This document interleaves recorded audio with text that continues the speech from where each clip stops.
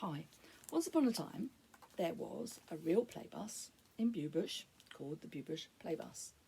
And I became involved and I wrote the history book, the photographic history book, and there's lots of pictures of the playbus and all it did. But this isn't a book I can read to you. I then eventually ended up writing lots of different books, one about JJ the Supersonic Bus, Daisy Daydream and Gloria the Summer Fun Bus. But we also on our travels met other projects around the country, including a very special bus up in Glasgow, which was called Sparky the Dragon Bus. So after many years, I decided Sparky needed a story too, and I think JJ and Daisy and Gloria agreed. So here is the story of Sparky the Dragon Bus, which was a real project based in Scotland. Sparky the Dragon Bus was just like any other double-decker bus. She drove along the city streets, taking passengers on their many journeys. Every bus looked the same, except their destinations and their number plates, which were different. And there she is, ordinary. It was a normal busy day when an important people holding clipboards came to the bus yard. They looked at each of the buses and they pointed at Sparky. What do they want? Sparky wondered. The people inspected Sparky's interior, making notes and talking. She heard them say that she would be used to help some very special children. Why are these children special, she thought, and what can I do to help? The people said that she was going to be turned into a playbus. Sparky was curious. What is a playbus? Will it make me different? They are looking and measuring up her insides. Sparky was taken to a special garage and lots of changes were made to her upstairs and downstairs decks. She was worried that each of the buses might say other things about her new look. A competition was held within the local schools to design pictures for Sparky's exterior. The winners decorated Sparky with a magical picture of rainbows, flowers and a castle, and they also painted a huge, cheery red and green dragon with a curly tail and a smiling face. The children deciding what would the bus look like. Indeed, what would you put your bus? What would you decorate your bus like? Sparky was proudly renamed the Dragon Bus, and she certainly looked differently, and she stood out from all the other buses on the estate. Very different.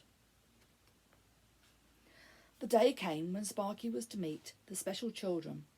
As the bus arrived, the children wore bright smiles and were eager with anticipation. They couldn't wait to look inside. And then Sparky noticed a little girl approaching cautiously. She was in a wheelchair.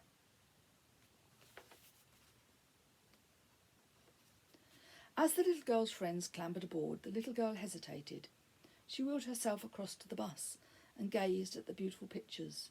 She touched the tail of the dragon and smiled. She can get inside though. At the back of the bus, the little girl saw a long slide with a soft mat lying at the bottom. This looks interesting, said the little girl. She watched her friends exit through a door at the top of the bus and tumble down a slide. They raced back around and did it again.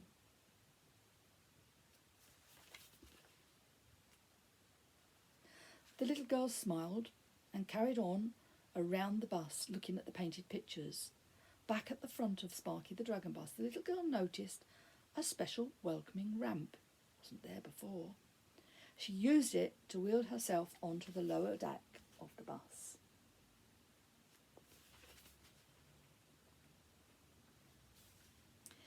Inside, her friends were busy with arts and craft activities, making models with glue and playing with the sand. There were lots of laughter. Because of Sparky's new special ramp, the little girl joined in the fun too. Sparky didn't mind the mess that the children were making, and she knew they were having a great time. It made her happy that all of the children were able to enjoy themselves.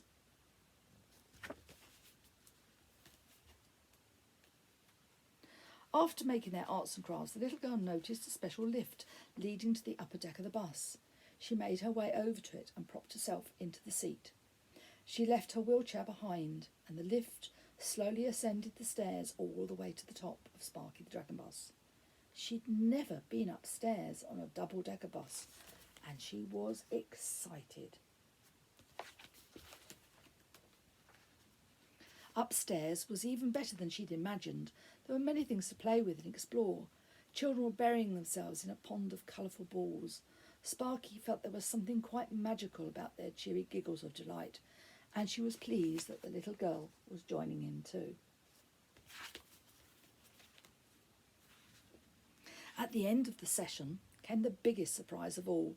The little girl was invited to try the slide. Smiling with delight, the little girl nervously pulled herself into place. She sat for a moment and then launched herself towards Sparky's soft playmat below. Giggling, she pulled herself back into her wheelchair, which was left nearby. "I want to do it again," she said. As the other children raced past, she rolled back into Sparky and went down the slide again and again. The little girl never felt so included. The following week at school, the little girl wrote all about her special summer of fun with Sparky the Dragon Bus. She even sent a letter to the local newspaper, and many people wanted to know all about this little girl and the bus. A copy of her article was even sent to the palace. The royal princess read the report, and then she went to meet the little girl. "Will you show me Sparky?" asked the princess. Sparky was proud that her visit meant so much to the little girl. She no longer minded being a different bus, because being different made her special. The little girl placed her hand on the beautiful and welcoming bus and whispered, "Thank you, Sparky." And the real bus is at the back, and the real princess was Princess Anne, who's also got a copy of this book. And if you want a copy of this book, you can have a look on my website, www.suewickstead.co.uk. Or watch out, maybe it'll go on a raffle prize during lockdown, hopefully at the end when coronavirus has disappeared too.